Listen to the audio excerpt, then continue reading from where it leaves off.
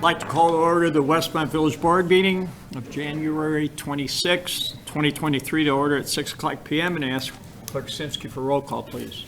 Mayor Gunter. Here. The clerk's here. Trustee Barker. Here. Trustee Brady is absent tonight. Trustee Guzzo. Here. Trustee Little. Here. Trustee Nero. Here. Trustee Simonovich. Here. Attorney Zemanek. Here. Village Manager May. Here. And Assistant Village Manager Parker. Here. Would everybody please rise and join me in the Pledge of Allegiance? I pledge allegiance to the flag of the United States of America and to the republic for which it stands, one nation, under God, indivisible, with liberty and justice for all. I'd like to welcome everyone to tonight's meeting. The first item is our open forum.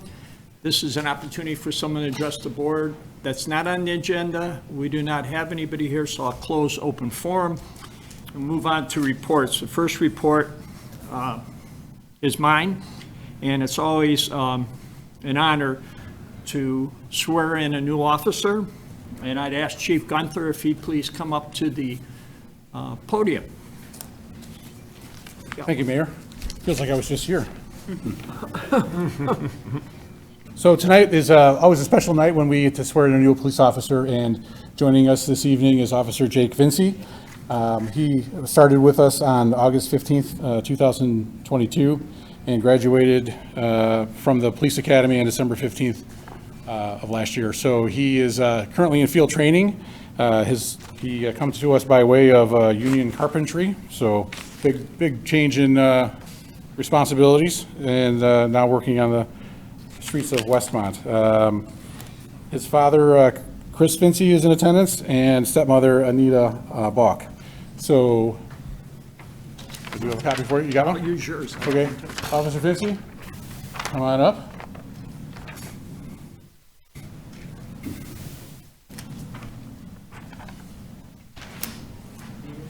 Oh.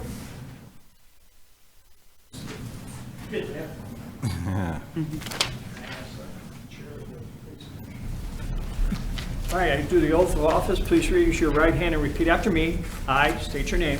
I, Jacob Vinci, Do solemnly swear do solemnly swear that I will support the Constitution of the United States, that I will support the Constitution of the United States, the Constitution of the State of Illinois, the Constitution of the State of Illinois, the laws of DuPage County, the laws of DuPage County, the Westmont Village Code of Ordinances, the Westmont Village Code of Ordinances, and that I will faithfully discharge and that I will faithfully discharge the duties for the office of police officer the duties for the office of police officer to the best of my ability. to the best of my ability. Congratulations.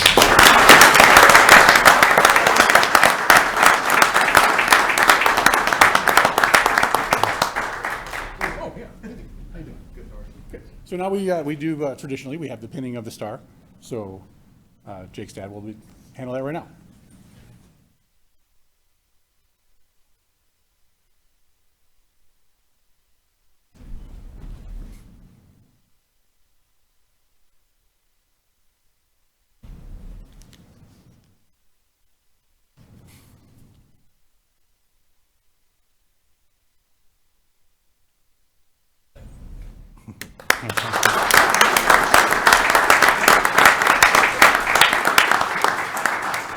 We'll do pictures right now.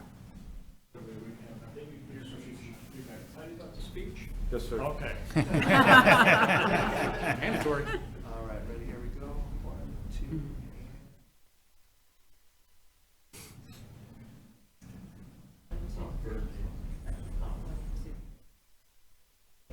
Congratulations. And as usual, I always make all the new officers talk to the board against their will. But Officer Vinci has the floor. Hello, my name is Jacob Vinci. I just wanted to say thank you to the Westmont Police Department, the Police and Fire Commission, Chief Gunther, the FTOs for training me, the fellow officers I work with, Mayor Gunter, my family and friends that I support. I'm happy to be here today, following my dream of being a police officer, and I'm excited to start my new career with the Westmont Police Department.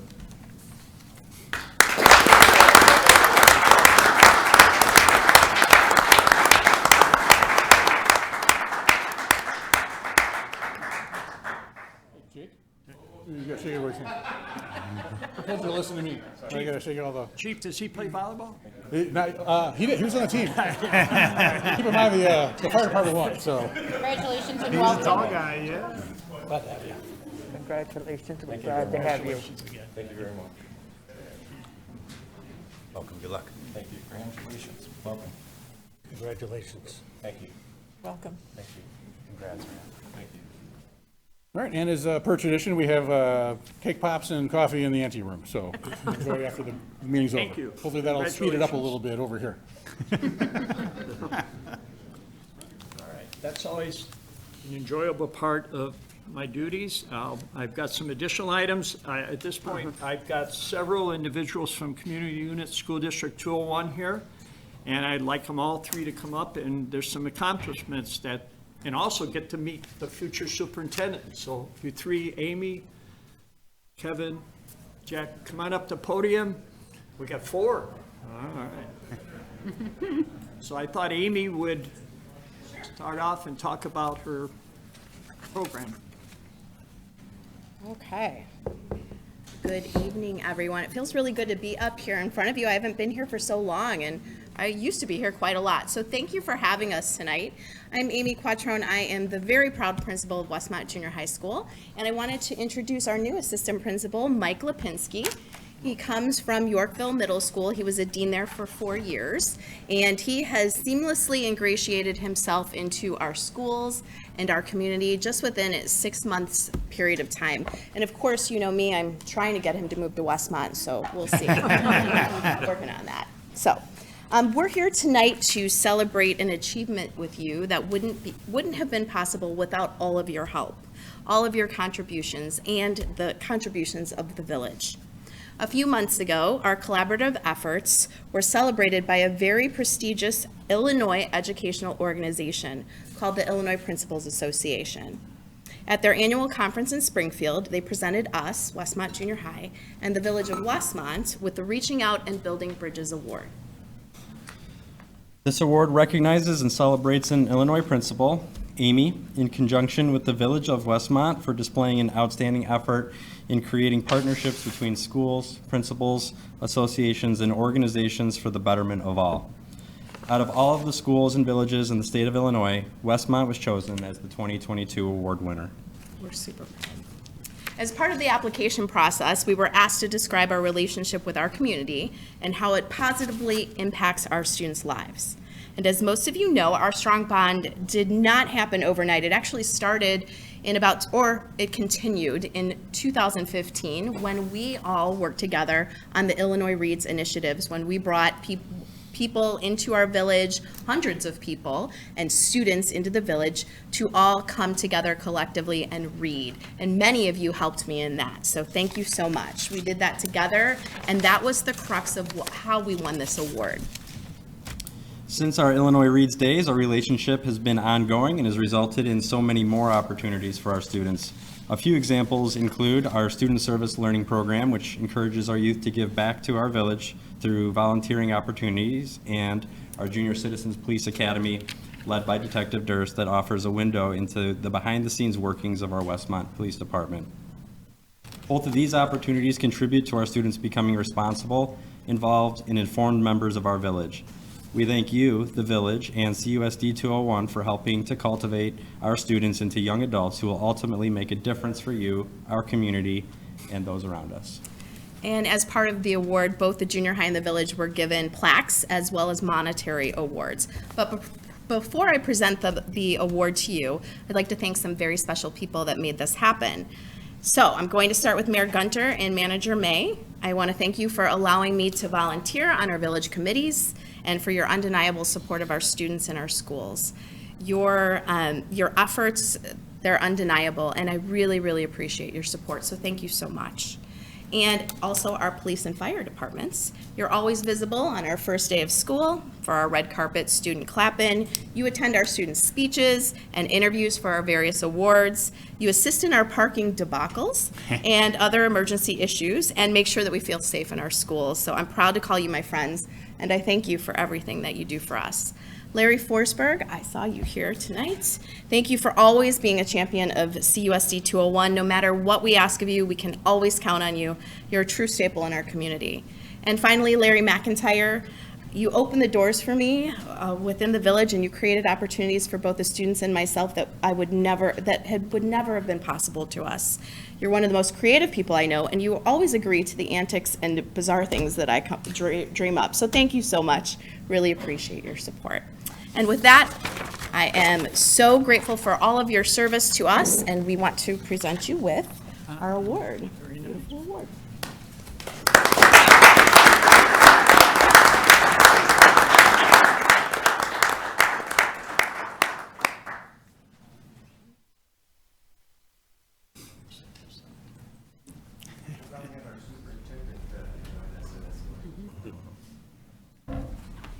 Maybe future superintendent too, Jack, want to join us? Come on, everybody. He's the next one. Larry's, Larry's coming. Hold on. We'll get it. Yeah, because I'm back. Okay, ready, here we go. 3, 2, 1. All right, I'll jump to this.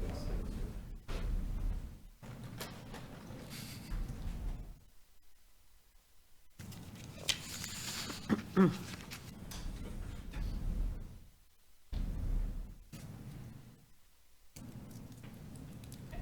again, thank you for all your hard work.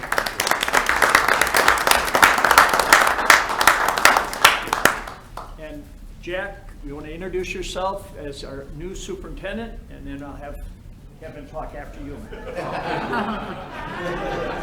Okay. Hi, everybody. Jack Balderman. I've been the principal at the high school the last 10 and a half years. It's been amazing. I'll keep it quick. First of all, I want to thank the Board of Education for their faith in me and the community. I wouldn't be standing here as the new superintendent without this gentleman here, Kevin Carey, who's been my friend for over 25 years. But his support of me and his leadership, I'll always cherish and appreciate. And he's made a tremendous difference in my life. So I really appreciate him. And I love, love, love Westmont. Ask the students, ask the teachers. I love this community, and I'm so grateful to be a part of it. So thank you, Mayor. Thank you, trustees, everybody, for this opportunity. And I look forward to great connections and continuing to make great things happen for all of our citizens and our school community. I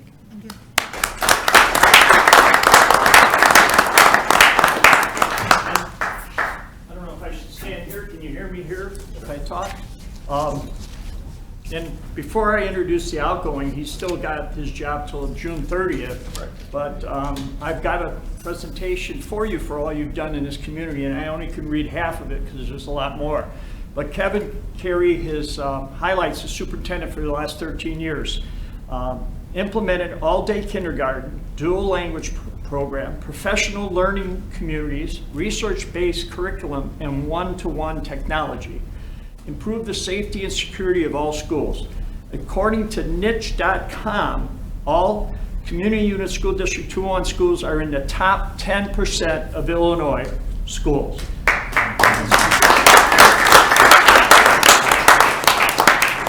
Westmont Junior High School designated a Horizon School to Watch.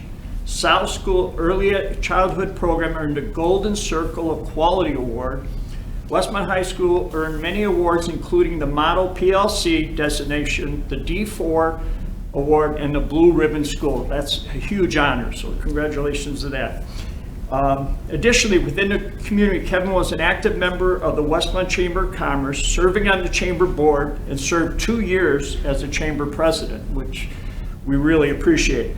Kevin has also been an active member of the Westmont Hsinchu County Sister City Program, assisting with the development and execution of numerous programs held at the high school, as well as other facilities, in addition to assisting with the implementation of the very successful student exchange program. And there's a whole lot more I could read, but I had to consolidate a little bit. So, honoring many years of service to the Village of Westmont as Superintendent of Schools for Community Units School District 201, Mr. Carey has contributed to our community at large in addition to the schools, and his commitment to the Village of Westmont is recognized. This is 2023 Mayor's Special Recognition Award to Kevin Carey.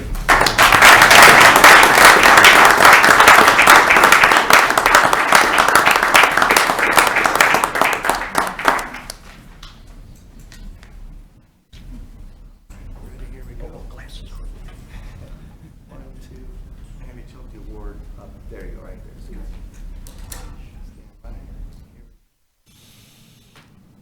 Thank you. Now you get to talk. All right. And I'll be brief. Thank you, Mayor. Thank you, trustees. 201 is a special place. The Village of Westmont is a special place. And, the cooperation we've had with the village, with the Park District, library, fire, police is unprecedented, and why compare notes with other communities, other school districts don't have that level of cooperation. I'm very appreciative of it. And the accomplishments that you shared, Mayor, that's because I work with such talented administrators who, some of them were here this evening, talented staff, supportive community, supportive parents, supportive Board of Education. And so I wish I could take full credit for those things, but honestly, it's a team effort. And I can honestly tell you, our school district is in great hands with Jack Balderman, and I'm sure that our district will continue to succeed and be a high-achieving district under his leadership. So thank you. Well, thank you.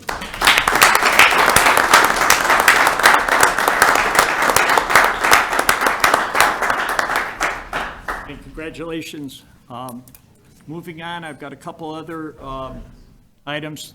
This is, I don't know if Larry Forsberg, if you want to come up and talk about Westmont Restaurant Week, which is right now we've started, we're kind of in the middle. Well, thank you for the opportunity. We're actually in the last closing days. Our last day of Westmont Restaurant Week is this Sunday. Go to westmontchamber.com, click on the Westmont Restaurant Week menu page. We have 23 restaurants that are participating, so you can see the whole range of menus and special deals. So come on out and enjoy all the great opportunities to dine here in Westmont. Thank you. Thank you. And one final item, the Citizen of the Year nominations. The 2022 Westmont Citizen of the Year nomination forms are available at Westmont Village Hall, Westmont Metro Station, and Westmont Center in the information display rack at each location. And online nominations can be submitted at westmontchamber.com. They're the lead agency for this. This is their awards program, and we're looking forward to having a lot of people nominated because there's a lot of worthy people in this community. And I'll turn to Clerk Vsinski if she has anything tonight. I just want to let everybody know that we did have our first Public Information Committee meeting yesterday. So I'm very pleased that we got that started. So, All right. Trustee Simonovich, Police Public Safety Committee. Tonight, we did hold the Police and Public Safety Committee meeting. First, we heard from Mr. Kavenda, Chair of the Fire and Police Commission, who provided a report on entry-level police recruitment. This is a rigorous process, and we thank the Commission for their dedication to it. The Police Department recognized several officers for their exemplary work and life-saving efforts, as well as a number of TCOs with ACDC who assisted in a serious event we had last year. Well-deserved to all. Finally, the chief gave his annual report. This annual report gives me great confidence in our police department's ability to provide the best possible services to our village, render mutual aid, and continue their inspiring commitment to Illinois Special Olympics. As the Police Department Employee of the Year, IAA Angela Whitehead said tonight, our police department personnel are resilient, adaptive, and focused on their purpose. So additional congratulations to IAA Whitehead as well for her accomplishment. That's all I have. Thank you. Thank you. Trustee Johanna Guzzo, Fire Public Safety Committee. Thank you, Mr. Mayor. Our next Fire Public Safety Committee meeting will be Thursday, March 9th, 4:30 here at the Village Hall. Everyone is invited to attend. And sign up is currently going on for the spring session of the Citizens Fire Academy. Classes start April 12th and run through May 10th.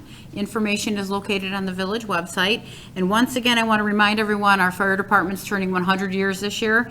Keep your eye open for upcoming lots of parties and special events, and as we welcome the fire department to hit the golden age of 100. So please, I'm sure information will be forthcoming. And thank you, Mr. Mayor. Thank you. Trustee Brady, unfortunately couldn't be here tonight. I can give his report. He is a retired vet, and he's doing honorary duties tonight as far as someone who passed away. So he's very much committed to his service. His annual report, there'll be a summary of compliments for this in this Community Development Department for 2022. You can find that on our website. Downtown Incentive Program. This will be the first discussion on the retooling of former facade grant program, and will assist both past and best practices. After the presentation, the working group will look towards formatting of a new program. We're going through a zoning ordinance update. Staff is currently interviewing selected consultants that responded to a recent RFP to update the zoning ordinance. And on a construction update, if you see down on 63rd, 6320 South Cass, next to Papa Pacero's, demolition has begun. It's a vacant drive-through banking building being removed for proposed medical clinic. So I'll turn now to Trustee Barker, Environmental Improvement Committee, and Westmont first. Thank you, Mayor. The Environmental Improvement Committee will meet on February 6th, 5:30 here at Village Hall. And as a reminder, we're going to be presenting our goals for 2023, hopefully at the February 23rd Administration Finance meeting, and then an annual report, what was accomplished last year, on April 6th at the Admin Finance meeting. We currently have holiday lights recycling continuing to go on in conjunction with Elgin Recycling. There's drop-off locations at the library and the South Fire Station. That program ends on January 31st. And then Westmont First, the next meeting is scheduled for February 21st. And the group continues to discuss community mural program and the Downtown Westmont Performance Arts Series. That's all, Mayor. Thank you. Thank you. Trustee Little, Administration and Finance Committee. Thank you, Mayor. Our next Administration Finance Committee meeting will be held February the 9th at 4:30 right here in Village Hall. The budget meeting will happen on April the 13th. Finance Director Cunningham and Assistant Village Manager Parker will present the proposed budget for 23-24. Hiring, the village is currently accepting applications for the following positions: Building Inspector / Code Enforcement Officer, a Senior Accountant, and Water Plant Operator. Please feel free to visit the Employment Opportunities section of the village website for more details. That's all I have, Mayor. Thank you. And finally, Trustee Nero, Public Works Committee. Thank you, Mayor. Our first item is our next Public Works Committee meeting will be March 23rd, 4:30 PM right here at Village Hall. And then just a quick recap, we had a very successful special recycling event. The Recycling and More event that was held on January 21st. It was coordinated and promoted by the Communications Department and in addition with the EIC Committee. Then Public Works, of course, helped implement it, as well as the recycling vendors, which are eWorks and Flat Can Recycling. The turnout was extremely well, especially considering the weather. Trustee Barker, was it 330 cars? Yeah, about 315. About 315 cars. So it was the first time that this event had collected aerosol cans, car seats, household batteries, various paints and more. And the next event will be April 15th. And it's great to see everybody taking advantage of those. And that is all I have, sir. Thank you. Thank you. Moving on to agenda, items removed from the consent agenda. Does any board member see any items? Trustees? No? I'd ask Manager May to please read.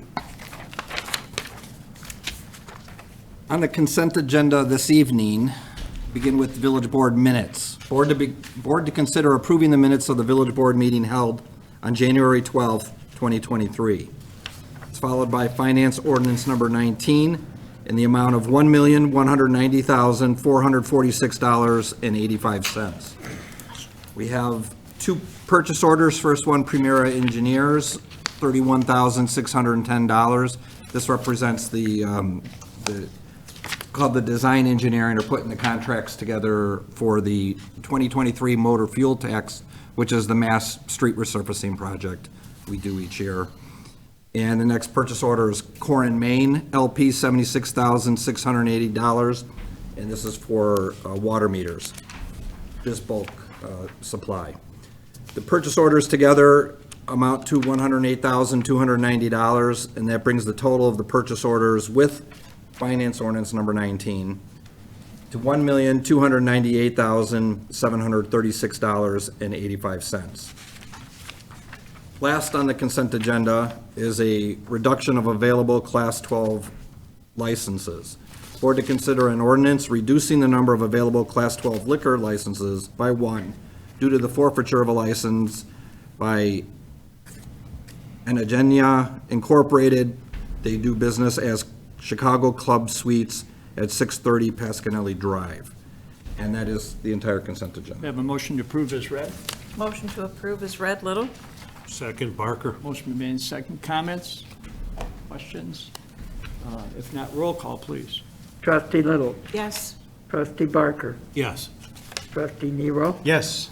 trustee Brady is absent, trustee Simonovich. Yes.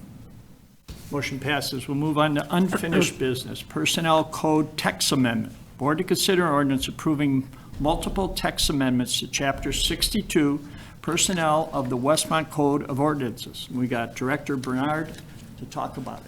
Thank you, Mr. Mayor. Good evening, everyone. As discussed at the last Administration and Finance Committee meeting, there were recent revisions to multiple personnel policies. The majority of the updates were made to comply with legislative changes. However, there were also several administrative modifications and an enhancement to our education reimbursement policy. Because of these revisions, it is necessary to update the personnel code to reflect the policy changes, and staff recommends approval of the ordinance to amend the personnel code. Have a motion? Motion to approve, Nero. Second, Little. Any comments, questions? Roll call, please. Trustee Nero. Yes. Trustee Brady is absent. I keep missing that. Trustee Guzzo. Yes. Trustee Barker. Yes. Trustee Simonovich. Yes. And trustee Little. Yes. Motion passes, and thank you. I mispronounced your name before. Brainerd. Thank you. Moving on to new business. Police Pension Board of Trustees reappointment. I want the board to consider a motion approving my reappointment of Larry Babiar as a member of the Board of Trustees of the Police Pension Fund. Do I have a motion? Motion to approve, Nero. Second, Little. Motion made second. Any comments? I think this is his second term. He's done a good job. Roll call, please. Trustee Nero. Yes. Trustee Brady absent again. Trustee Barker. Yes. Trustee Simonovich. Yes. Trustee Guzzo. Yes. Trustee Little. Yes. Motion passes. Moving on to new business B, B1 permit, the Lash Doctor at 110 South Cass Avenue. Board to consider ordinance approving a B1 development permit for the Lash Doctor LLC to operate a beauty salon at 110 South Cass Avenue. And I got Deputy Director Hernerfine. Hennerfine. I'm having Always trouble, good. long day. Thank you, Mr. Mayor. So as you know, in our downtown, which is either the Central Business District or as we call it, the B1 District, any business that wants to open first comes before the board for approval to operate. We call that the B1 permit. So the Lash Doctor, which we classify as a beauty salon, is looking to locate at 110 South Cass Avenue. If you recognize, it was probably just 2 months ago that we had a photography studio that was looking to move in there. They never solidified and moved in. So this is another tenant that's looking to move in there. And Ms. Weesaw Wei is here to explain her business, and she has a little PowerPoint so she can introduce herself. And of course, we're both here for questions.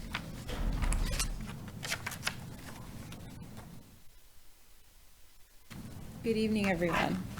My name is Wisal, that's W-I-S-A-L. You can ask me how to say that as many times as you need. I'm here to talk to you about the Lash Doctor Beauty Studio. Our prospective location with the approval of the board would be 110 South Cass Avenue, and we'll be on the first floor. We love the look of the building, we love the historic charm, and we feel like it would be a great place for our business to grow. I did not know it was a photography studio before, but before that, I thought it was Alicia's salon. We love this building because it has its own private lot in the back. We do plan on adding some exterior lights, kind of made a little bit of a depiction on what the lights would look like, and some signs just to help the flow of traffic, as well as adding a couple of security cameras to the side in front of the building. So what is the Lash Doctor? My clients know me as the Lash Doctor. I am a licensed cosmetologist who provide luxury lash extensions to women all over the south and northwest suburbs. So what does a lash extension service entail? Basically, a lash professional will be applying tiny little hairs to extend the length and the curl of the natural lashes, and it can be anything from as natural as a mascara look to a fully glamorous bridal set. Now, although we specialize in lash extensions, we do plan on offering some lash and brow lamination services, as well as facials, manicures, and pedicures. Now, we chose downtown Westmont because it's a beautiful location, but it's also a central hub to our existing clientele, as well as the clients on our wait list. I keep saying we. I do plan on bringing on a few of my existing lash artist alumni. We're currently working to obtain our continuing education certification through the Illinois Department of Financial and Professional Regulation, and part of our plan would be to have internationally renowned or nationally renowned beauty instructors come and teach at the salon. Thank you for listening to me ramble. Any questions? Where are you located now? So I'm currently renting a salon suite out of Posh Salon Suites, as well as some of my clients, I'm home-based, so I do see clients out of my home as well. Do I have a motion to approve? Motion to approve, Little? Second, Nero. Motion made and second. Any additional questions? When do you plan to open? As soon as we can get the inside a little nice and freshened up, we're just gonna do some paint, some. Not too long. Okay. No, not too long. We're hoping to keep it within a couple of weeks, hopefully. All right. Roll call, please. Trustee Little? Yes. Trustee Simonovich? Yes. Trustee Barker? Yes. Trustee Guzzo? Yes. Trustee Nero? Yes. Motion passes. Welcome. New business C, 6104-6154 South Cass Avenue. Encore Car Wash. Board to consider ordinance approving request from Encore CW LLC regarding property located at 6104 to 6154 South Cass Avenue for the following. 1, variance to increase the number and orientation of wall signs. 2, variance to increase the maximum area of height of an on-premise directional sign. 3, variance to increase the maximum number of menu board signs. 4, preliminary plat of subdivision to subdivide one lot into 2 lots. And 5, site and landscaping plan approval. We got Deputy Director Henner Fine. Perfect. All right. I did. Thank you, Mr. Mayor. I'm going to discuss these quickly, but a little bit out of order so that everyone understands my line of thought. What's not listed in here, this is Westview South. So everyone knows the Westview South Shopping Center, knows it's been empty for quite some time. So these petitioners, they purchased the property. They're going to knock down the building. They want to build a new car wash, and they don't need all the land, so they're going to subdivide off a second lot. So the car wash that they're proposing would be right on the corner of 61st and Cass, so the north lot that would be created. So first, they need a subdivision, basically, to divide those 2 lots. This is just a preliminary plat of subdivision. You will have to see a final plat of subdivision that will come after we get through some of the final engineering, which on complicated projects, we separate out. On really simple projects, we bring to you all at once. So the case right after this is a simple project. You'll see a preliminary and final, but just tonight on this project, you'll see a preliminary. And then there, because they are proposing new construction, it's a site and landscape approval. So this project does meet all the requirements for aisle widths, parking, the design guidelines in terms of the character of the building. They've done a tremendous amount of brick on the outside of it, and meets all of the landscaping requirements as well. And then there's three zoning variances for signage. So obviously, a car wash is kind of a unique user to our codes. For example, our codes say for drive-throughs, you can have 2 menu boards. And that's because we ever anticipated something like a McDonald's that had 2 drive-through lanes. In this case, they have 3 drive-through lanes. So they're asking for the 3rd sign, although the total of 3 signs is still under the maximum we allow for 2 signs. They're also asking for a larger directional sign, so when you exit the car wash, you know which direction to go, because obviously on a business like this, traffic flow is pretty essential. So they want to make sure once you come out of the car wash, you know first to get out of the way, and then which direction to go. And then the third is a sign that is on what is their dumpster enclosure, which is kind of a larger dumpster enclosure that is only exposed to the people that are vacuuming their cars. So it's not a sign that is visible from the street. So those are the requests. Planning and zoning did give a unanimous approval. However, they did have concern with traffic when you entered, because there's a right-in, right-out, right on Cass Avenue. That is going to shift to the south, but it would still be a right-in, right-out. They had a little bit of concern with traffic flow. The petitioner did revise their plans to add some stop bars and some directional information there.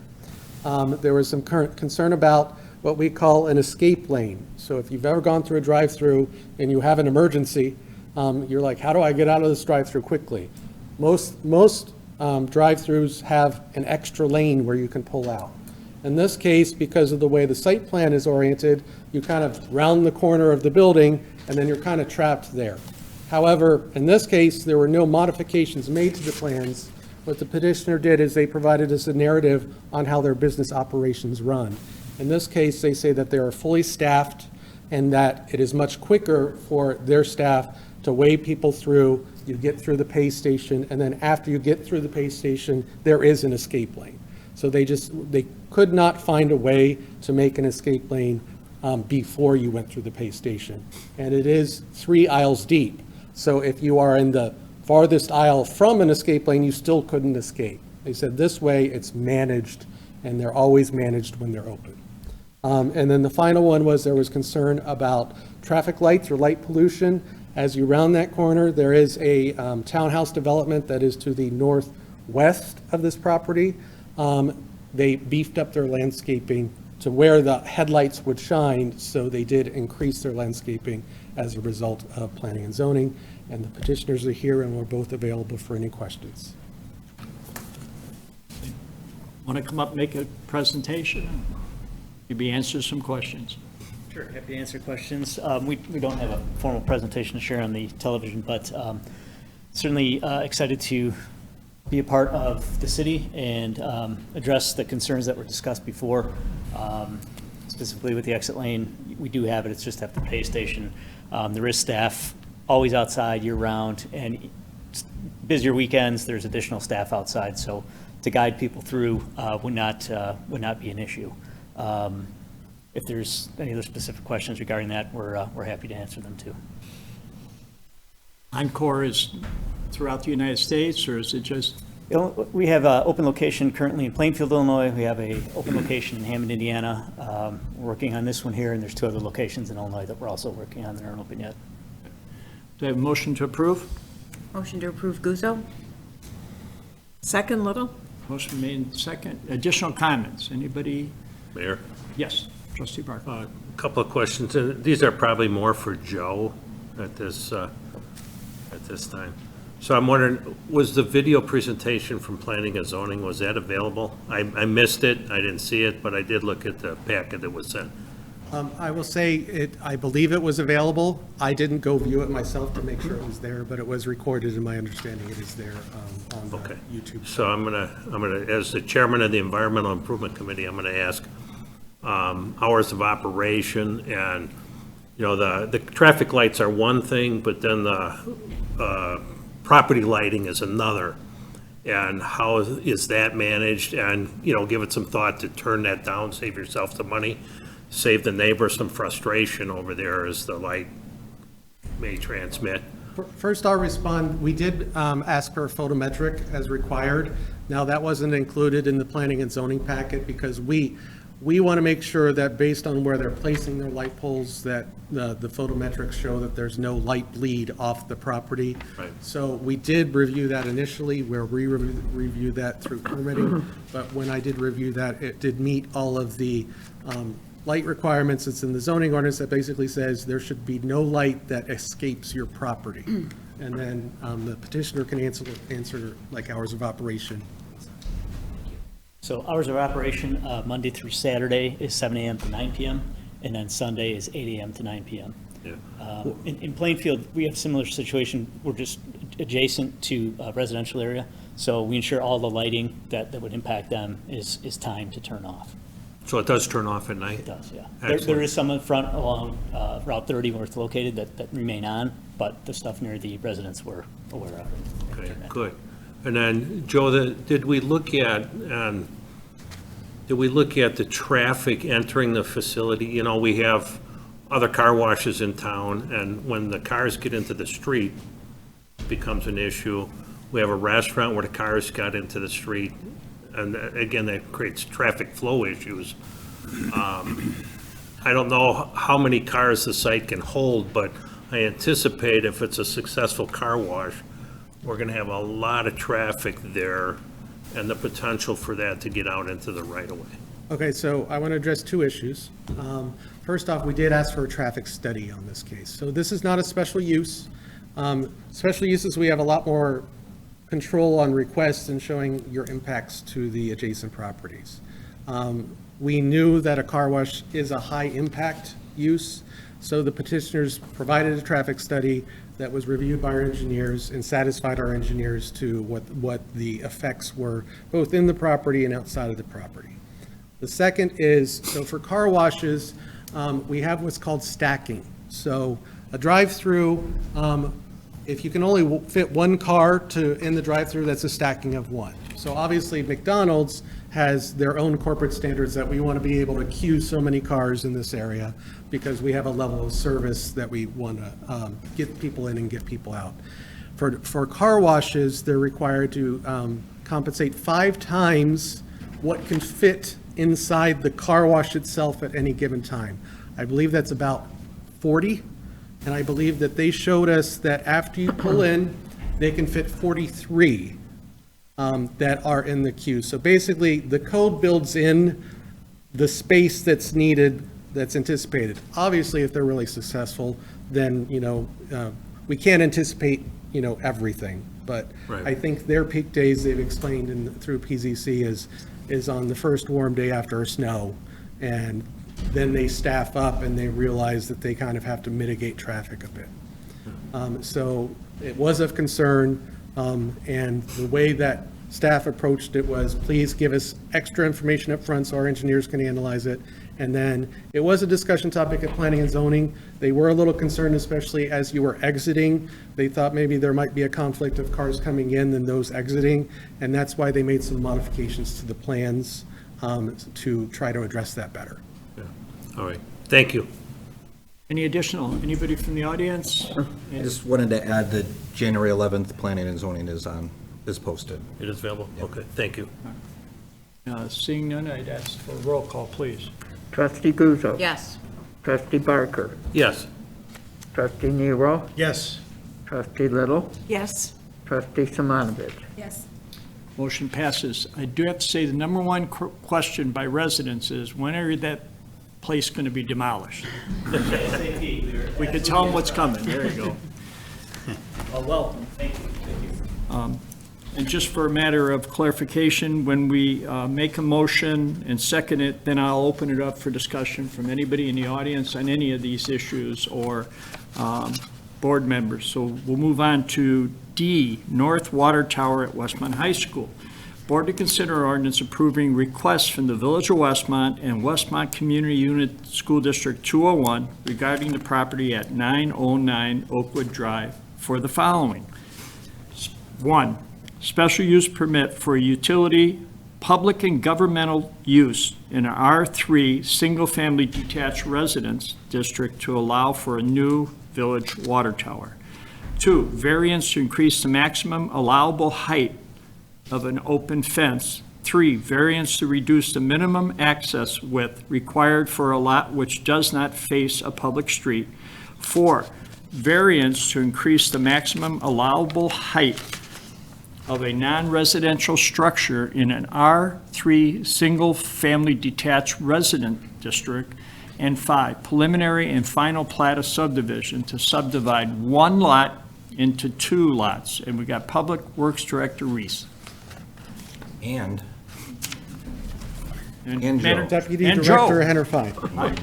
I will go ahead and give a lead in All right. because the entitlements are, I probably know them better. there is, I mean, just for clarification or interestingly, it's the Village of Westmont looking for variances for ourselves. So Joe's representing the planning and zoning portion, and Public Works Director Reese will cover the project. All right. Thank you, Manager May. So this is the high school property at 909 Oakwood Drive. So obviously, the village has been negotiating for quite some time to locate a water tower on the north side of town.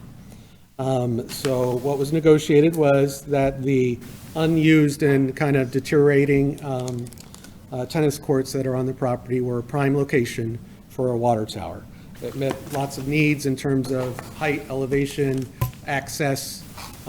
So the village moved forward with how do we get the necessary zoning entitlements to be here. So the first is, well, the land needs to be subdivided because obviously we want to own the plot of land, so there needs to be a transfer of ownership. So in this case, it is a lot that is landlocked. So in a perfect scenario, when someone subdivides a piece of property, you want access to a street because if you have a property, you want to be able to get to it from a right-of-way. In this case, it's landlocked. There is a provision in the zoning ordinance that says as long as you have a 30-foot easement, so 30-foot wide width easement to get to your property, then that is an acceptable form as well. In this case, it is a 15-foot easement that was obtained. And actually, this easement was obtained under Mike Ramsey when he was here, when the Oakmont Point development to the north, which is the old Serva building that was split in two and now I think has JLL in it. But basically, there was the forethought to know that we might want to have a tower there, so we obtained a 15-foot easement at that time. It's not quite sufficient for the 30, but it is, that's why there's a variance request, basically for a narrower width. The second is, this is a residential zoning district. So Village of Westmont doesn't have like a public zoning district where all public facilities exist. So our parks and our schools and a lot of our governmental uses actually are in residential zoning districts. So obviously, our residential zoning districts don't have a lot of code to accommodate something like a water tower. So it needs variances in order to accommodate that. The first and most prominent is the water tower is almost 150 feet tall. And obviously, in a residential district, we limit that for non-residential uses to 45 feet. So there's a variance to the height. We have to protect the water tower, and standard 6-foot tall fences, which we allow in a residential district, aren't tall enough. So there's a variance to increase that fence to 8 feet tall. And then anything in the residential district like this is a special use as well. So with all special uses, it gives us the opportunity to scrutinize things like light, noise, traffic. So these were all considered by the Planning and Zoning Commission, and these did get a unanimous approval on those. And as always, I'm available for questions, but you do have Director Reese here as well. You want to add to that or no? Sure, in addition to answering any questions you might have, just a little bit more about why we need the elevated storage. We've been trying to get a location in this part of town for several years now. We currently have about 1.5 million gallons of elevated storage and 3 million gallons of ground storage. We should have one time the average day demand in elevated storage, which this tank will really help us get closer to that goal. And it will also assist us with fire flows and water pressure in the north part of town. There's currently some hydrants up there testing poor for fire flow, and this will greatly improve that. And I can add, we paid fair market value for the land from the school district, so we purchased it at the fair market value. About to purchase it. About to purchase it. We have to get approval first, right? Yeah, and it's actually scheduled to close on Monday. Okay, but we are paying. Do I have a motion to approve? Motion to approve, Little? Second, Nero. Motion been made and second. Any comments? Anybody in the audience? Seeing none, roll call, please. Trustee Little. Yes. Trustee Barker. Yes. Trustee Nero. Yes. Trustee Guzzo. Yes. Trustee Simanovich. Yes. Motion passes. Thank you. Thank you. The next two items are pretty much related. We got to take one at a time. New business E, involuntary annexation of 8 properties on the southeast edge of the village. Board to consider an ordinance approving the involuntary annexation of the following 8 properties on the southeast edge of the village: 6417, 6423, 6426, 6441, 6444, 6445, and 6464 Richmond Avenue and 508 65th Street. I'm going to ask Manager May to give some additional information. Yeah, I'd like to, just given the amount of people left in the room, I'm assuming it's going to be for this item. So you all are familiar with the history with the involuntary annexations in the unincorporated areas we have throughout town.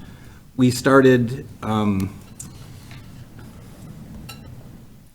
this might be easier if I share a screen.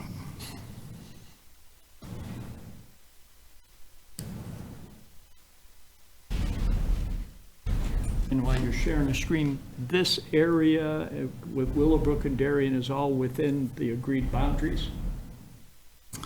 Yeah, so there's a lot of different features. So what I wanted to talk about was the fact that we as a village and as a board have been approaching the unincorporated, anomalies aren't the right word, but there were like 60-something parcels that were in our planning area that are wholly surrounded and part of the village of Westmont. This started out, we were doing this since 2018 with their very obvious ones. Brian, if you want to just pull it up, it's a good visual reference. And I'm using just the GIS feature, from DuPage County, and I wonder if I got to share my, I do have to change my settings here.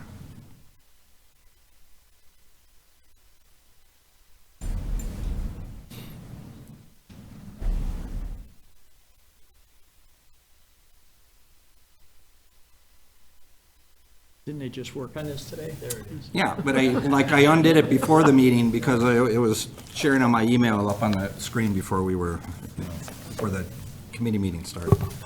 So I have the village of, just using this view, and it's a DuPage County, parcel viewer, and the different shadings on there are the different communities represented by a different shading, and Westmont right in here.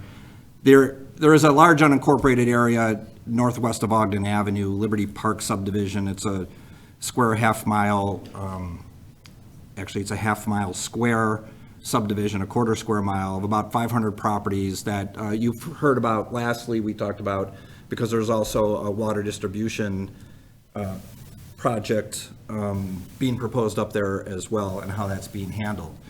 But going back to 2018, we inventoried all the properties in town that were unincorporated and took care of. To date, we've done, I want to say 30-something have already been accomplished or incorporated, some voluntary, most of those involuntary.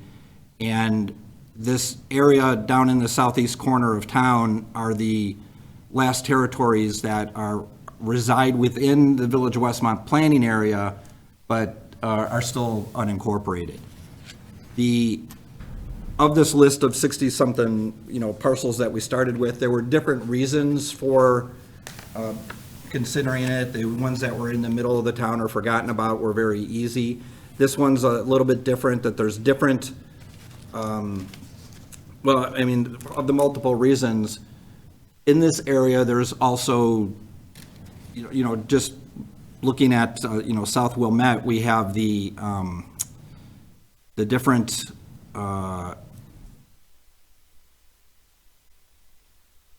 some of the pavement is in the village of Westmont. You go half a block, then it's unincorporated, it's Downs Grove Township, back in Westmont, back unincorporated, and then the city of Darien.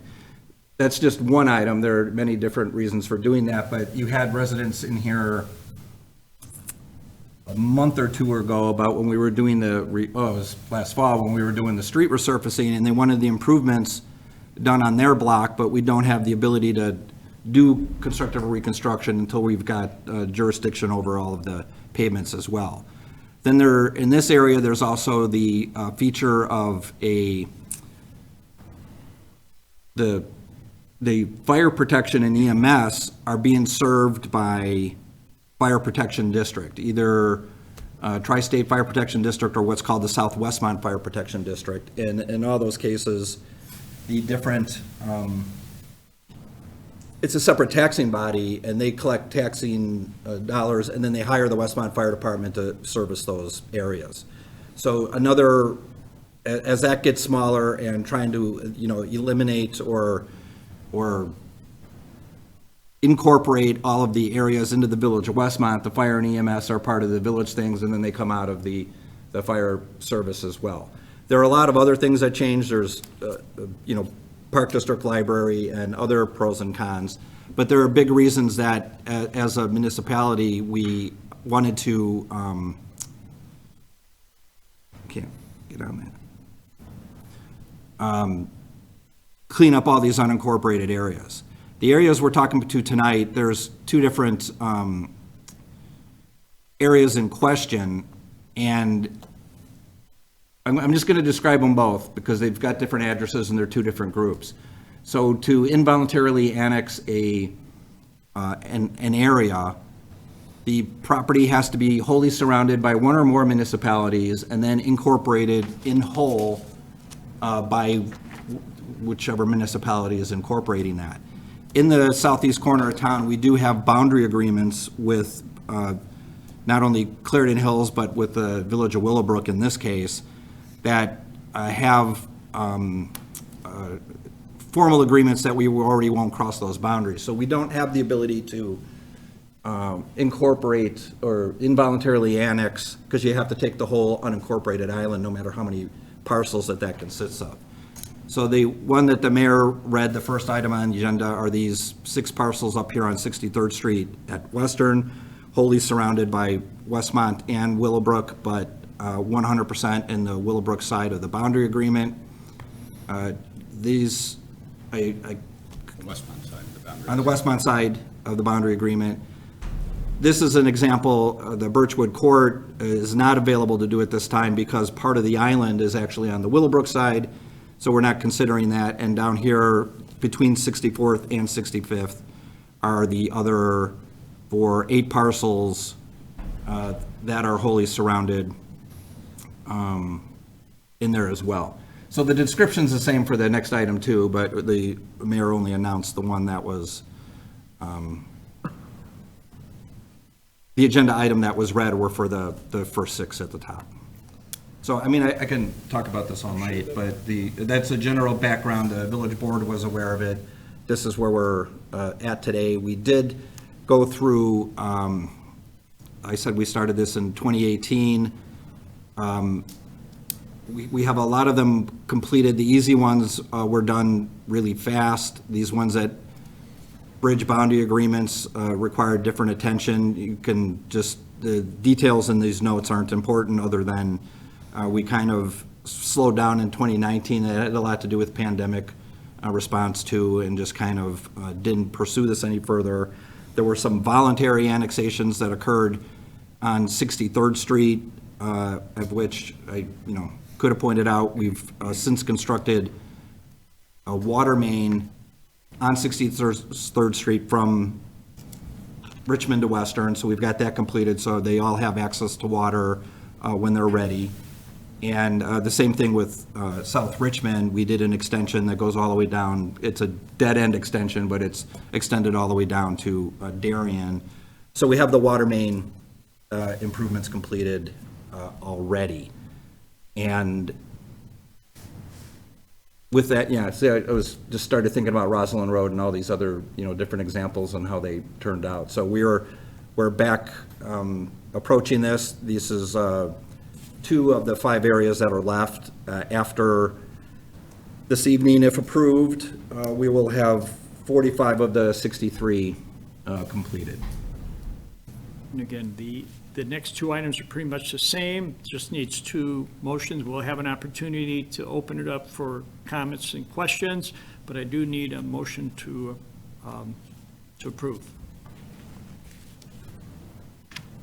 Motion to approve, Nero. Second, Little. Motion made and second. I did have another comment I was going to think about. So there's the obvious things that change, that you come into the Village of Westmont and that's its own taxing body. There will be, Park District will, assuming approval, they take their own action and they can incorporate on the heels of this action right away into the library district. I talked about the fire protection district, so there's some that come out that are no longer apply, but there is a net increase in the amount of total property taxes that are paid. Garbage service changes. One thing that doesn't change was a kind of a repeated question, that doesn't affect addresses, the mailing address. So even the neighbors here that are in the Village of Westmont have Willowbrook mailing addresses. That doesn't change.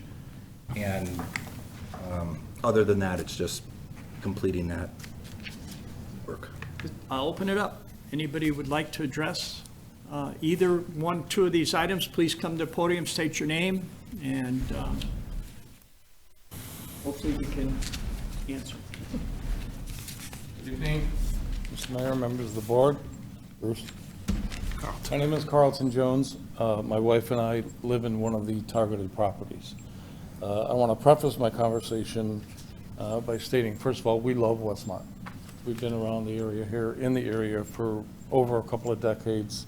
Our first home was just a few blocks from here. Our kids all went to Holy Trinity. I'm a member of the Knights of Columbus here in town, so we love everything about Westmont. We're very active in it. But we do have some serious misgivings about such a big change to our property. We've been in the property for over 20 years. As far as those misgivings, not the least of which is what's going to happen to our taxes, which is a concern for everybody, but in this case, we obviously have a concern. They're going to go up, and we pay too much anyway. Addressing what you just brought up, sir, one of the questions we have is, why is our property, as well as a handful of others, being targeted right now for this? Because that property area south of 63rd, the Birchwood Court area, that's staying unincorporated. On 59th Street, between Western and Linden, there's another handful that are also unincorporated. They have not been targeted for this. So we're trying to get some understanding of why this has been selected this way. This boundary agreement, I'm trying to get some understanding of what that means, because we have properties that actually border our property that are Willowbrook.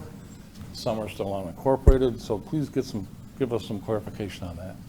Sure, and I'd be happy to. And it is, I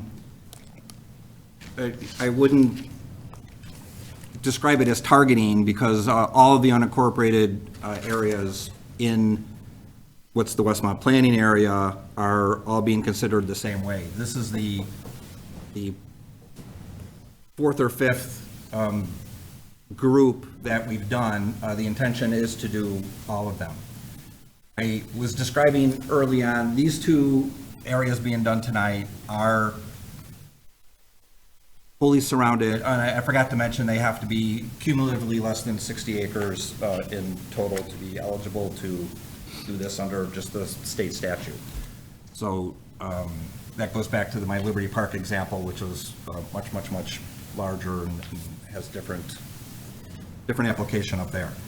But these areas were in there, the area along 63rd Street and the next one south on Richmond are wholly surrounded and doing that, and they weren't always until then. So we've had, since the last time we did this 2 years ago, there's been some voluntary annexations that were done that closed gaps that made this a wholly surrounded area. And I got to describe the planning agreement. So with the, if you just referring to the exhibit, you see like along Downers Grove and along Darien, boundaries are very straight and orderly.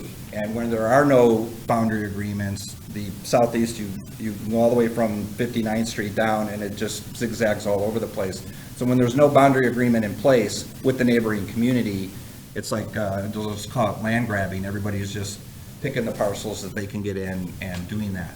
So with the Village of Willowbrook, I don't remember the year, but it was like the 80s, that there is a boundary agreement with the Village of Willowbrook that says, here's where the boundaries will be. Neither community will cross that line.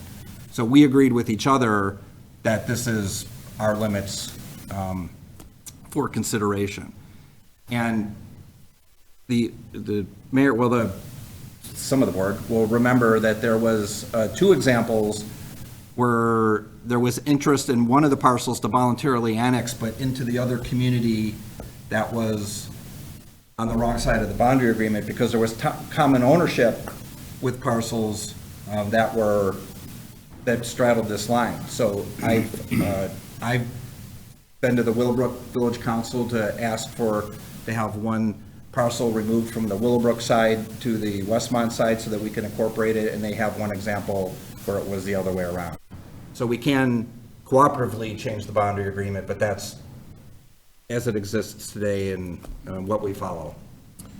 So question that comes to mind with this boundary agreement, of course, part of it's Willowbrook. Actually, when we bought our home, it was considered Clarendon Hills, unincorporated Clarendon Hills. Yeah. They opened the annex and then just changed. The addressing's, yeah. So why are we specific to Westmont and why isn't Willowbrook, for instance, saying, hey, we're going to annex you, or giving us the option? I'm just trying to understand how that's differentiated. Can I ask a question? Correct me if I'm wrong, but wasn't this a plan from DuPage County to make sure that all of the unincorporated areas were incorporated into all the different villages so that they would be covered by? So separately, yes, the DuPage County itself has, not that they're trying to get rid of unincorporated areas, but they want access to potable public Lake Michigan water for all. And part of doing that is getting on municipal networks, water systems too. Why isn't Willowbrook interested in doing that? Because it's the same prior boundary agreement that I was talking about. If you refer to the map, we'll just use the Birchwood Court example. So we had one voluntary annexation down on this, one address, but there's one parcel on the Willowbrook side of our agreement line. Now, according to state statute, it says we can take all of it and be done with it, but then we would violate our agreement with our neighbor, the Village of Willowbrook. So that's why it's been sitting as it is.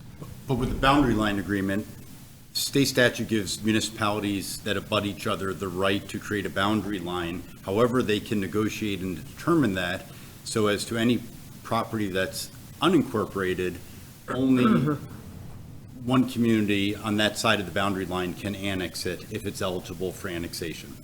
And that creates better planning for both communities, so it's not just a random grab to see who can annex property. It provides some order so the parties know, what's available to be annexed. But it doesn't require any community to accept an annexation or to force annex those properties. That's just a decision the village has made that they think it's in the village's best interest, and they've been doing this for decades when the opportunity arises.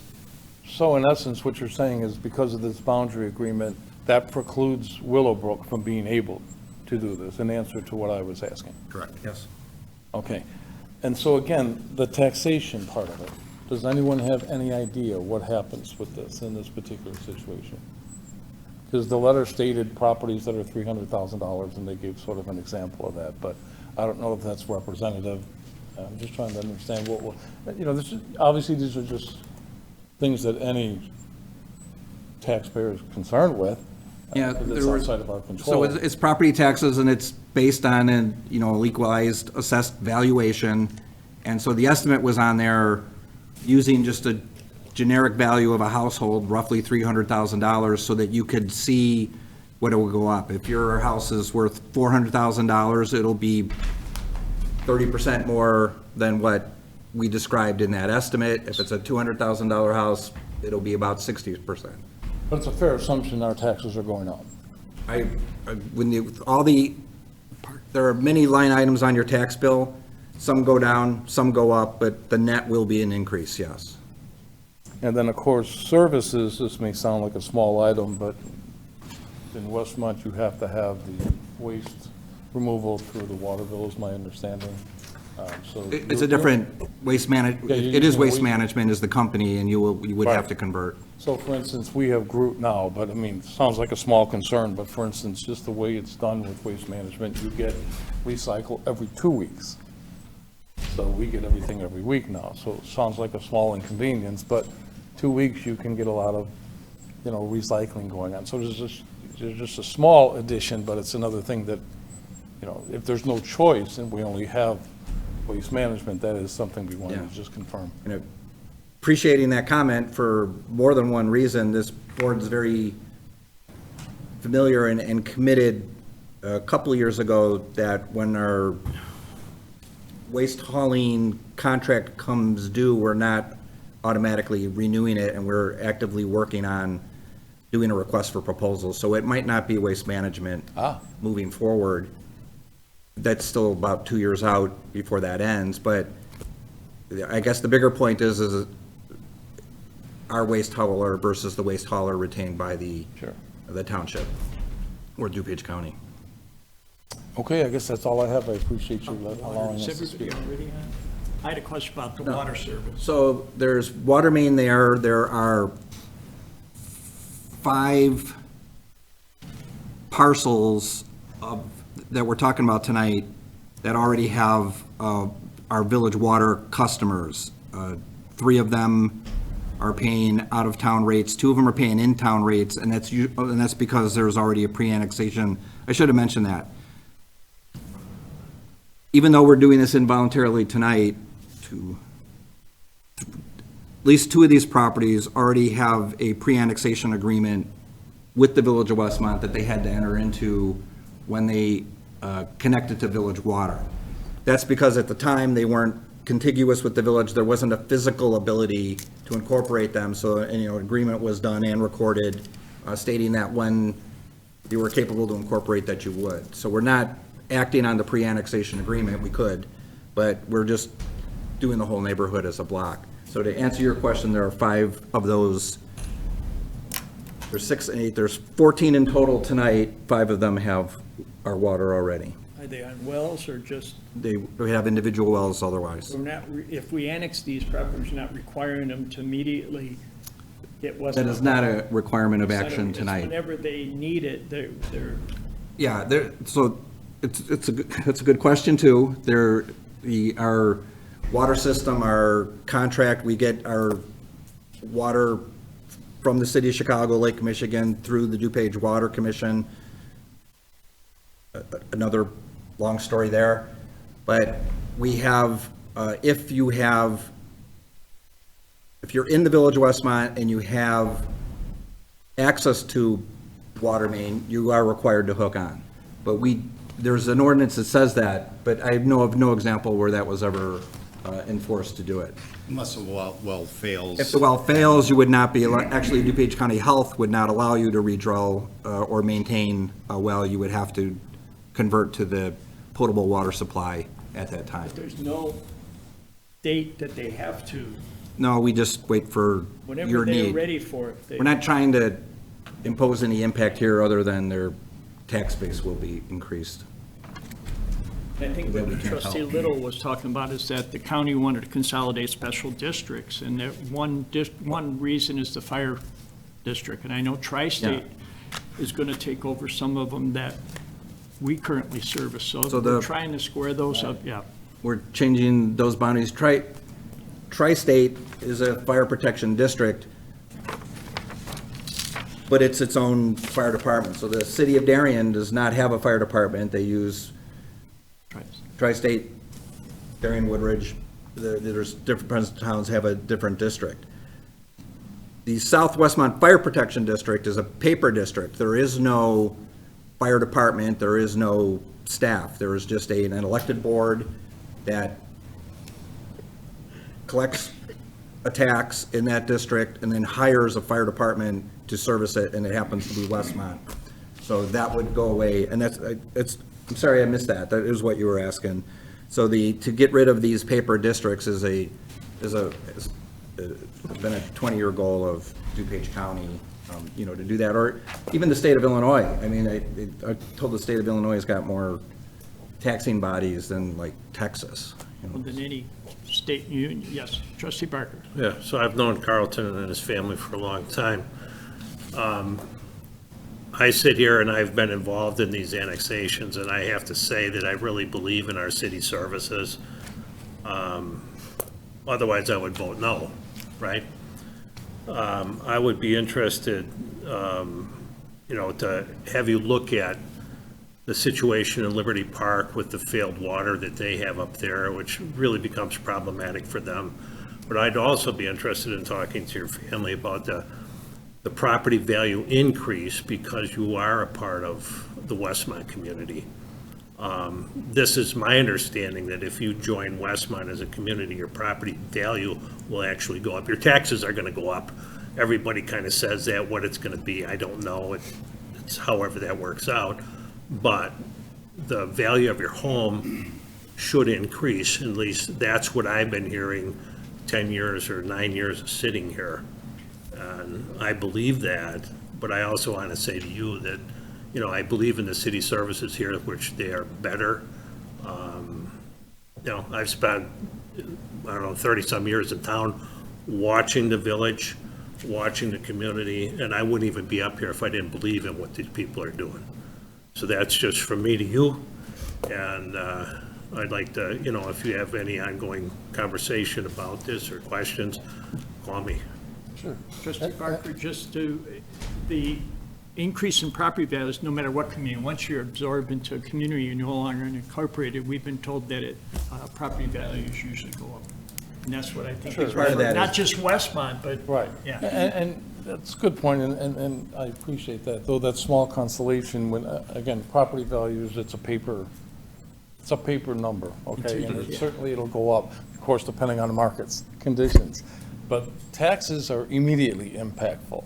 So that is one of the big things we just want to take a look at, because it is going to impact us. Yeah. And to what degree, who knows? But obviously, that's why we have those meetings. But Absolutely, and I know you're sharp with the numbers, so we can talk, right? Last question, though, and I just want to make sure I didn't miss this. I understand, I think, the boundary agreement and those properties south of 63rd, for example. But again, the ones on 59, they're not near Willowbrook. So why are those not being annexed now? So, the same reason, and they're called up on the screen now, on 59th Street, two of them are on 59th Street, one's on Richmond. Right. One's on Western. So there's 4 parcels that are unincorporated. One of those parcels is on the Willowbrook side of the boundary agreement we have with Willowbrook, so neither one of us can take involuntary action. So this At this boundary time. agreement's really kind of choppy. It's kind of all over the Well, place. the boundary agreement's straight, but the unincorporated islands are choppy and irregular. It's just that they cross that line. But we will be addressing them all when we are able to. Well, thank you. I've taken enough of your time, but appreciate it. Appreciate it. Opportunity for anyone else, just come on up to podium and thank you, state your name and. First, my name is Tapan Biswas, and my property is outside of 63rd Street. And first, I'd like to thank all of the members of the board members for their discussion on all these things. So, my concern, the first concern about the money, the tax situation. So, at this moment, we are struggling with our own living costs because of the inflation and many other things. My son in a school. So any dollars we save, that it will helpful for my living. And although I like all this good service, everything that is welcome, but also if there no increase of my property tax or any extra cost, and that will be helpful for my living. Because I have other costs, because my son's education, my food, my electricity, everything is going up, my income is not that good. And all this proposal, what is telling about the annexation, all good. Service is good. But where the money coming from my bank? So that is the issue. So my concern that I like this proposal, but if it's delayed a little bit, at least when you're struggling at the economy at this moment, then hopefully that will be good for us. And because of the paying this thing, I cannot pay my children school, that is difficult. If I don't have the food, that is difficult. The Comet, NICO, they shut up my gas if I don't pay their bill. So under that situation, I feel this is a consideration is good, but if it's delayed a little bit, it will be helpful for us.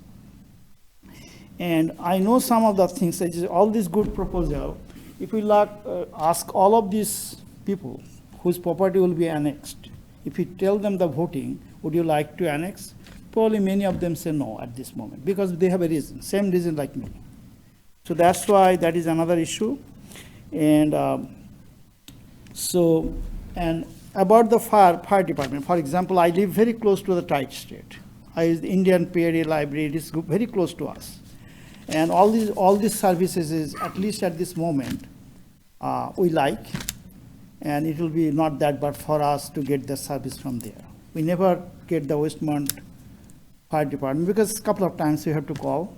The tri-step is within a couple of minutes, they come to us. So what that means, at this moment, we don't have any complaint the way we are. And whatever the proposal is coming at this moment, we think that is not good for us at this moment, because of the finance. Finance is the one major issue. So that's why my request is a consideration, but it will be a little bit delayed, that will be good.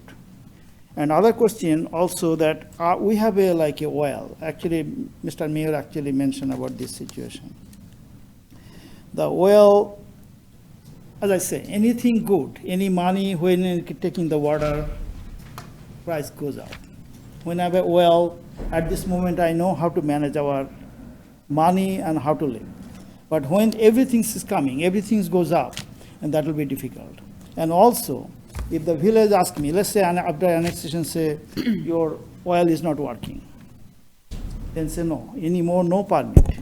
And then I have to pay 12,000, 15,000. Can the village allow me installment payment or temporarily doing some kind of loan or something? They don't. And at that moment, no oil, no money for connection, what I'll do.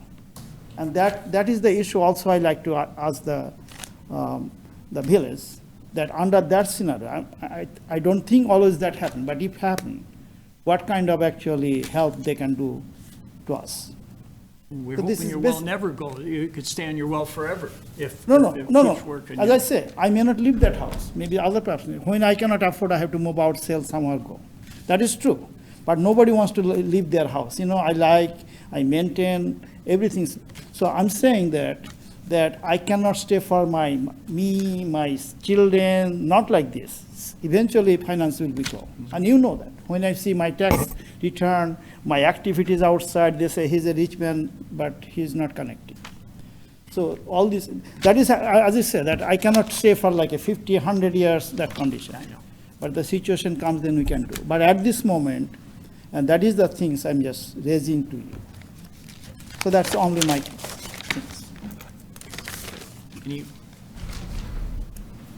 Anyone else?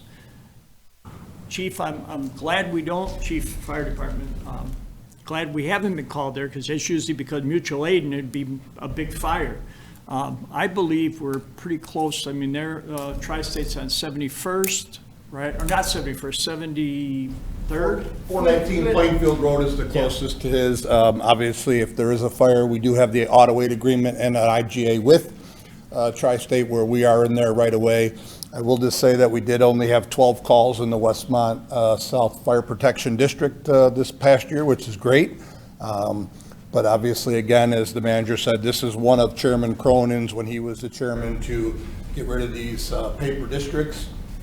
This is a paper district, and they, you know, the three board members are very aware. The manager and I have been involved with them since I was put in the chief as 2019, and they are well aware today that these annexes are happening, and hopefully within the next 6 to 8 months that the Tri-State will take over the areas that you talked about, Mayor, along Shong Circle and 67th Street, and Westmont will take over these 14 parcels that we're talking about tonight. I guess I was just wondering that the distance can't be too different either, because we're on 61st. Yeah, we're at 60th and Cass, obviously 3, 4, 5 blocks to where this gentleman's at, and Tri-State's coming from, you know, basically Plainfield Road and used to be Hills around the Road. corner. So they're a few minutes longer than we are, but obviously. Previously, they were right around the Previously, they corner. were right at 63rd and Western, correct, and that parcel sold as they moved the other firehouse over into Willow Springs. So they're a little distance away, maybe minute and a half, but we are certainly there at any time to back them up, and they back us up anytime. Mutual aid. Correct. Thanks, Chief. Thank you, Mayor. We'll close public comment unless somebody else wants. If not, public comments closed. Trustees, any additional comments? We do have a motion to approve the E in your packet, the first 8 properties. If we don't have any other comments, I'd ask for a roll call, please. Trustee Nero. Yes. Trustee Guzzo. Yes. Trustee Barker. Yes. Trustee Little. Yes. Trustee Simonovich. Yes. Motion passes. We'll move on to the F, involuntary annexation of 6 properties on the southeast edge of the village. Board to consider ordinance approving the involuntary annexation of the following 6 properties on the southeast edge of the village: 422 and 424 63rd Street, and 6225, 6233, 6234, and 6259 Western Avenue. And again, I think Manager May kind of explained it with the previous one, but is there anything else to? No. Same situation, just a different island. Okay, do I have a motion to approve? Motion to approve Guzzo? Second Little. Motion made, second. Comments? This is the time if anybody has any additional comments, questions. If not, trustees? Yes. I'd really like everyone to know that this wasn't something that Westmont came in and said, let's land grab. That this came down to us from above saying we need to eliminate some of the paper districts, if they are, that you need to work with all the other areas to take care of these people. And it's not just, you know, who can get the most land. It's something that we were dictated toward helping everybody become a part of something bigger. It also makes, from a planning standpoint, it makes sense to not have little islands throughout the village that are unincorporated, that are served by different districts and services. So just from a planning, zoning, Policing. policing standpoint, resurfacing it's more efficient. Trustee Barker. Yeah, just to add to Linda's comments, Liberty Park, this large area up on the northwest side, it was determined, I don't know how long ago, by the county that they absolutely have to join Westmont. They can't join anybody else. So the county's working with them. They have terrible water situation up there that they're trying to work through, and they're really behind the 8 ball. They're really behind the 8 ball. The village, not obligated to do anything, but they contacted, some people up there contacted Trustee Nero and myself, and we asked the village staff to get involved, and they did, and Mike Ramsey, the former director, was up there engaged with those people, and the county to try to find a solution to these people's problems. And, I mean, the village spent money to do that, and they did it because it was the right thing to do. Currently, the county is working with them to try to get them to agree to water main in their neighborhood so they have drinkable water in their homes. Some of those properties do not. And that's why, you know, it's something that I feel strongly, it does hurt financially in this tax situation, but it's good to be part of this public service, that we have a community here. And I wouldn't ever want anybody to go through what those people are going through up there. And they have a steep road, as anybody up here can tell you, because we've paid attention to the details. They have a real steep road to get over with their home values, wanting to be in the city, wanting to be out of the city, wanted to maintain a well, having no drinking water, using bottled water. Terrible situation, but that is part of what's in my mind, going that this is really the right thing to do. And I agree, it didn't just start here. It came to us as direction from the county.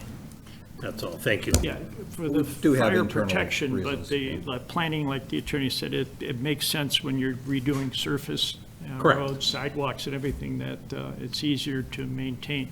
Any additional, if not, roll call, please. Trustee Guzzo. Yes. Trustee Nero. Yes. Trustee Barker. Yes. Trustee Little. Yes. Trustee Simonovich. Yes. Motion passes. Thank you. And this goes on next year's taxes. It would? Not, yes, 2024. 2024. I don't believe it would hit the second installment of this year. Okay. Yeah. So, okay. Because they're always a year in arrears. Moving on, engineering agreement, Phase 1 and Phase 2 design engineering for 59th Street sidewalk improvements. Board to consider an ordinance authorizing engineering agreement with Primera Engineering for Phase 1 and Phase 2 design engineering for the 59th Street sidewalk improvements. And Public Works Director Reese. Good evening.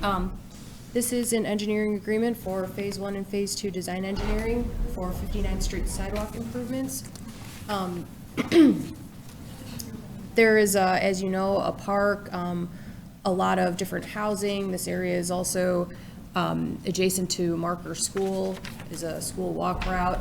So this agreement will include an alternative analysis for extending sidewalk, particularly on the south side of 59th Street, parking and traffic analysis, floodplain management and permitting, stakeholder coordination. There's a lot of stakeholders in this area, including the housing, the park district, school, and it will also include preparation of a Safe Routes to School grant application for this sidewalk.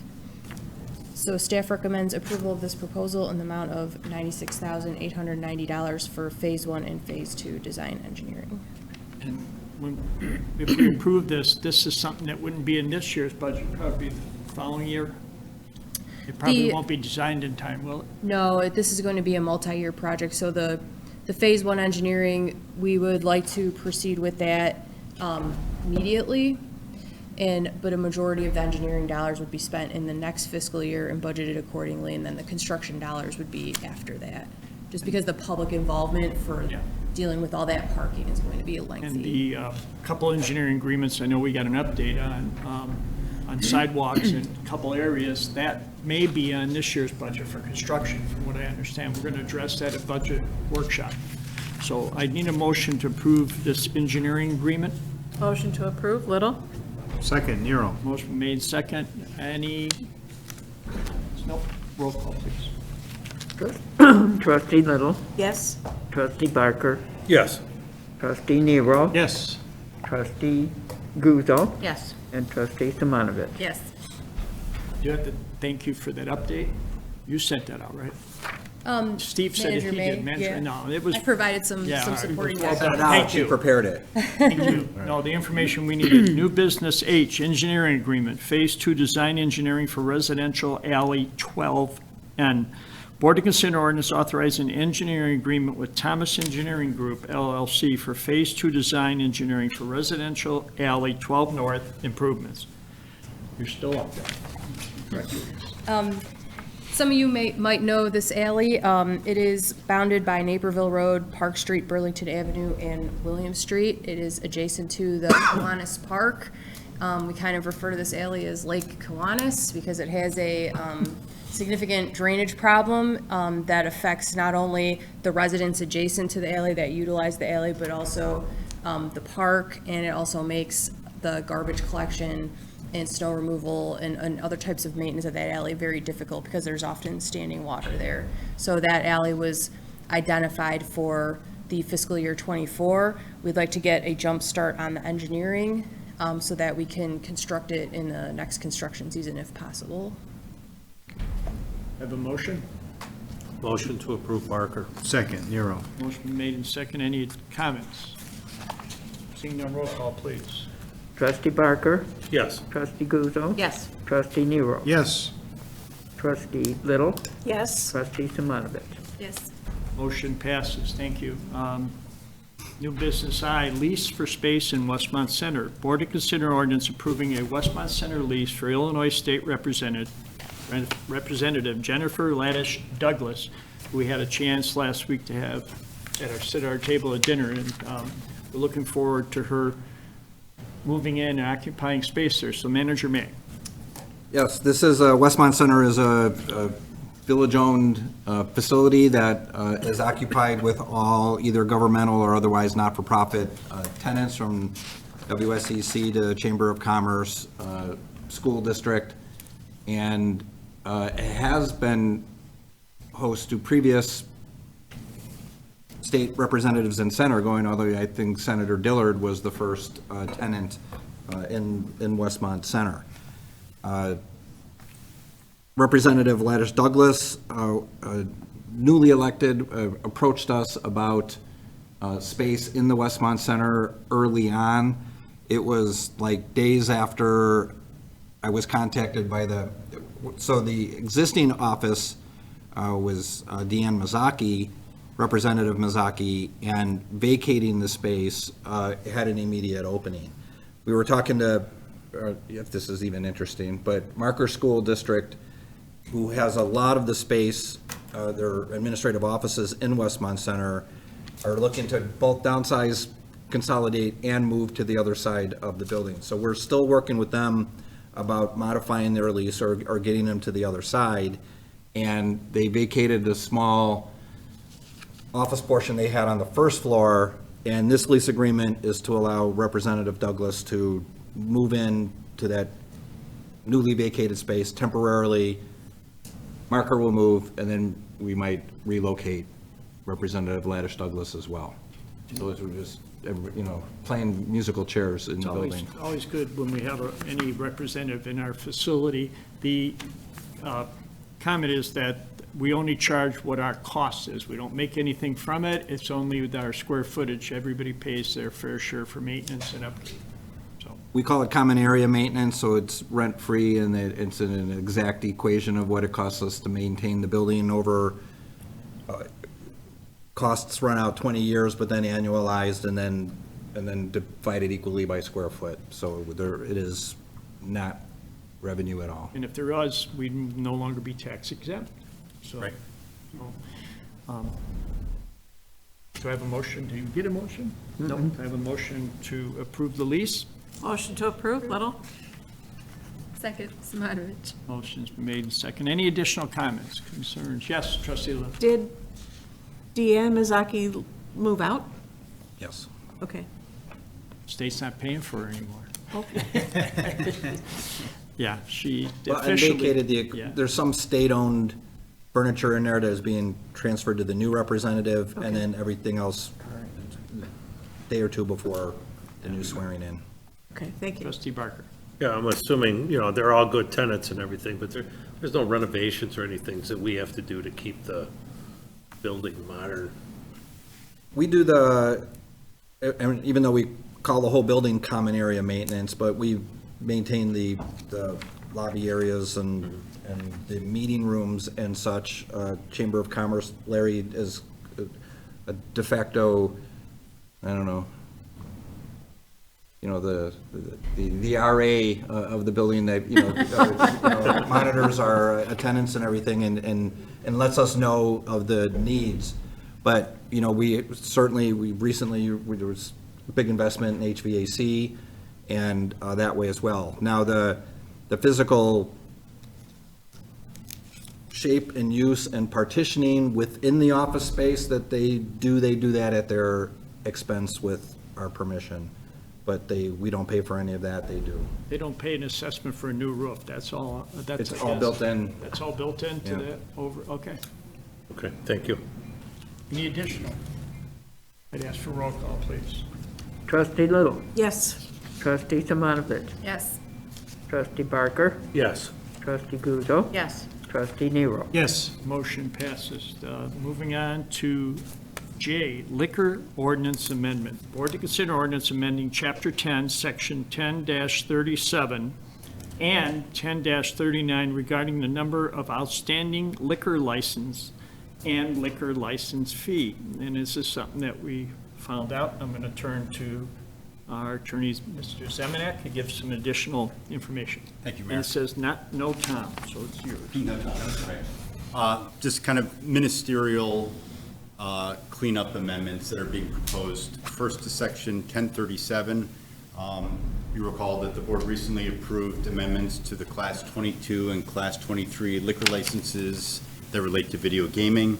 Video gaming cafes were no new licenses would be issued. So the proposed amendment here strikes the initial license fee for Class 22 licenses since no more will be issued. We're keeping in the annual renewal fee because those that exist do have to renew annually. We also included a note by the Class 22 and Class 23 licenses in that section, just stating that for Class 22, no new licenses will issue, and for Class 23, no new licenses will issue in the B1 district. The next amendment is to Section 1039. That section lists each classification of liquor license and how many licenses have been issued and are outstanding in each license class. The Deputy Clerk, Alicia Richards, alerted me about a week or two ago that the numbers we had in our ordinance were slightly off from the actual record of issued and outstanding licenses, and just asked that we clean that up so it's accurate. Because every time a new license is forfeited or added, these numbers change, and we were off on a few of them. So this cleans up that. It's a housekeeping item. And then those same notes on the Class 22 and 23 license that I just discussed are also included here in this section. And none of the licenses that weren't reflected are not ones we issued. It's just the board always has to issue liquor license. Correct. Do you have a motion to approve? Motion to approve, Little? Second Guzzo. Motion made, second, comments. Again, John's cleaning things up. I'd ask for roll call, please. Trustee Little. Yes. Trustee Tomanovich. Yes. Trustee Guzzo. Yes. Trustee Barker. Yes. Trustee Nero. Yes. Motion passes. No. Anybody got miscellaneous?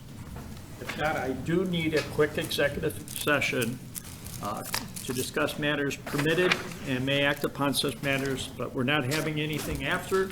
So we need to go in executive session for one, the employment, compensation, discipline, performance, or dismissal of specific employees pursuant to Section 2C1 of the Open Meetings Act. 2, the purchase of real estate for the use of the village pursuant to Section 2C5 of the Open Meetings Act. And 3, setting the price for the sale of property owned by the village pursuant to Section 2C6 of the Open Meetings Act.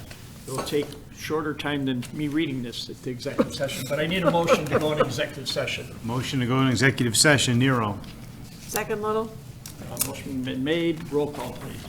Trustee Nero. Yes. Trustee Guzzo. Yes. Trustee Barker. Yes. Trustee Little. Yes. Trustee Tomanovich. Yes.